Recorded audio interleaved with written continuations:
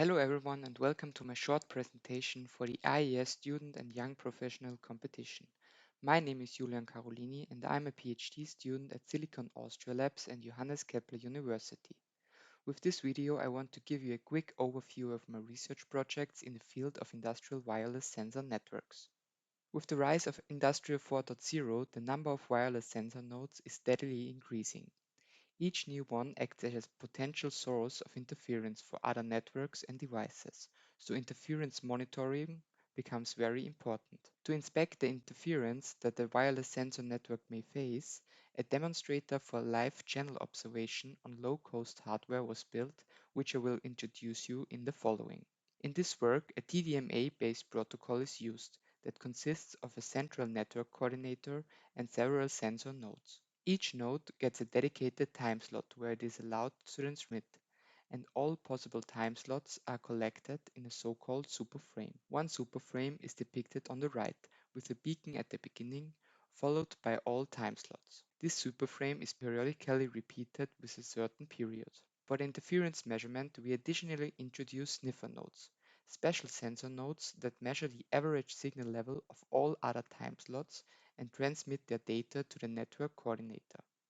The interference measurement capability of this approach is shown with the following simplified example. In this setup, we have two measurement nodes that always transmit the data in their dedicated time slot, here in blue and green. This example also includes one interfering device that transmits in the first superframe on time slot 3, depicted here in red. Interferer do not belong to the network, so the channel access can occur at any time slot. The used sniffer node, which you can see here on the right, simply collects all the average signal levels of all other time slots for every superframe. Now we are at the second time slot, in this example 100 milliseconds later. The measurement nodes again transmit in their own time slot, so there is no difference to before. In a lot of sensor networks and connected devices, at least some parts of the communication is performed synchronized, resulting in a somehow periodic channel access. The interferer in this example here shall represent this behavior, with a periodic transmission rate. It has a slightly higher period compared to the superframe period, so it appears one time slot shifted to the right. The sniffer node on the right simply continues collecting the average signal level. In the third superframe, again both measurement nodes transmit at the same time slot and the interferer a little bit shifted to the right. This continues for the following superframes.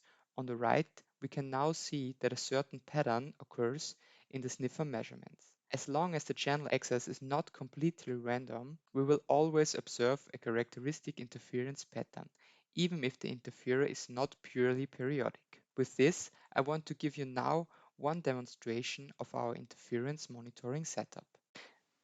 The measurement setup consists of one sensor node and the network coordinator, two sniffer nodes that measure the signal level of all 100 time slots, and two periodic interferer that are deactivated at the beginning. On the right, you can see the live interference monitoring with the time slot number on the x-axis and the corresponding received signal level on the y-axis. This plot is updated with every new superframe, so every 100 milliseconds. The figure on the bottom left shows the last 70 superframes with the time slots where interference was measured. Now one interferer is activated and we directly see in the live plot a dot moving to the right as described in our simplified example. On the bottom left, you can see the interference over time with an additional tracking algorithm. It is based on the multi-hypothesis tracking, which I cannot go into detail due to time constraints. Now the second interferer is activated. Here we can see a second track appearing, which the algorithm is able to distinguish from the first one, even on crossing points. For now, only purely periodic interference can be tracked, but other deterministic interference tracking is planned. Both interferer are now turned off. The tracking continues for a few superframes, but stops after getting no suitable measurements. Distributed interference measurement will allow us to identify the source, localize it, or even predict and avoid future collisions with our own network. Lastly, I want to thank you for listening and your interest in my work. This was only a small overview, so if there are any questions, you can contact me under this email address.